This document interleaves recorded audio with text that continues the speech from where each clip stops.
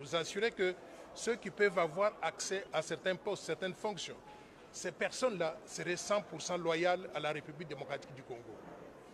Je voudrais vous donner un ou deux exemples concrets pour que vous puissiez bien comprendre cela. Imaginons un chef d'État de la République démocratique du Congo qui serait par exemple 50% congolais et 50% un pays étranger. Je donne l'exemple, le Rwanda ou bien l'Ouganda. Et s'il y a un conflit entre ces deux pays-là, la RDC, le Rwanda ou bien la RDC et l'Ouganda, ce chef d'État qui aurait un parent rwandais, un parent congolais, il prendrait des décisions en faveur de quel pays? Il serait très contrarié. Pourquoi? Parce que, à supposer qu'on arrive par exemple à des actions militaires, ce chef d'État ne peut pas décider de bombarder le Rwanda de son père, ou bien l'Ouganda de son père, ou l'Angola de son père. Nous voulons nous assurer qu'à ce niveau de responsabilité, qu'on ait des chefs d'État qui soient 100% loyaux à la République démocratique du Congo et qui prennent toutes les décisions totalement en faveur du peuple congolais. C'est ça la justification de cette loi. Deuxième argument en ce qui concerne la nationalité. À quoi sert-il que nous puissions nous cacher quand nous savons que cette Assemblée nationale est pleine de députés qui ont la double nationalité, qui sont tantôt congolais, tantôt français, tantôt un autre pays? Ce que nous disons, sortons de l'hypocrisie. On va reconnaître que la nationalité congolaise, elle est irrévocable. On est né congolais, on vit congolais, on meurt congolais, on est enterré congolais. Mais si vous allez à l'étranger, vous obtenez une nationalité quelconque. Nous appelons ça des papiers pour vivre dans ce pays ou bien pour travailler dans ce pays d'accueil. Vous pouvez travailler là-bas. Le jour que vous revenez en République démocratique du Congo, à l'aéroport d'Indili, vous présentez le passeport congolais, nous vous reconnaissons comme étant l'un de nôtres. Vous êtes dans votre pays.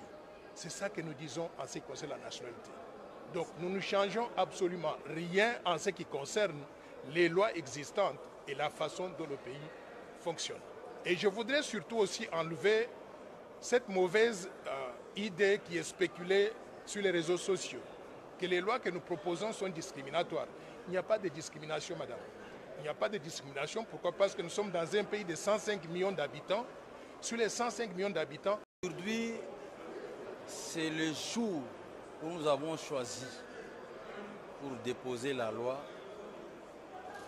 qui donne l'irrévocabilité de la nationalité congolaise.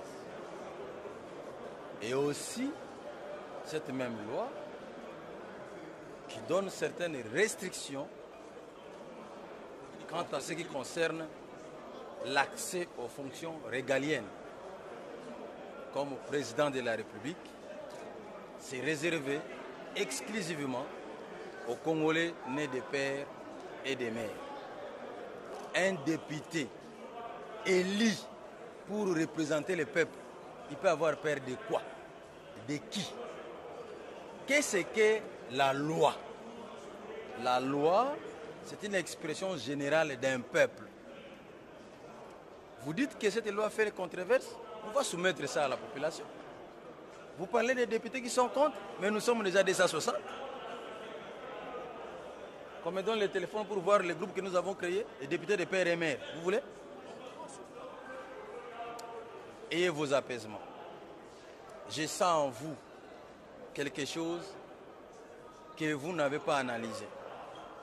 Soyez très à l'aise. Vous êtes Congolais, ce pays vous appartient. Ceux qui ne sont pas Congolais de père et de mère, ce pays leur appartient aussi. Ils sont Congolais. Comme a dit le docteur Noël Tchani, c'est un pays d'asile.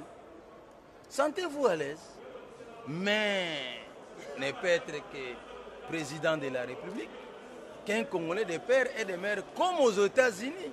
D'ailleurs, les États-Unis, qui n'est qu'un pays d'immigration.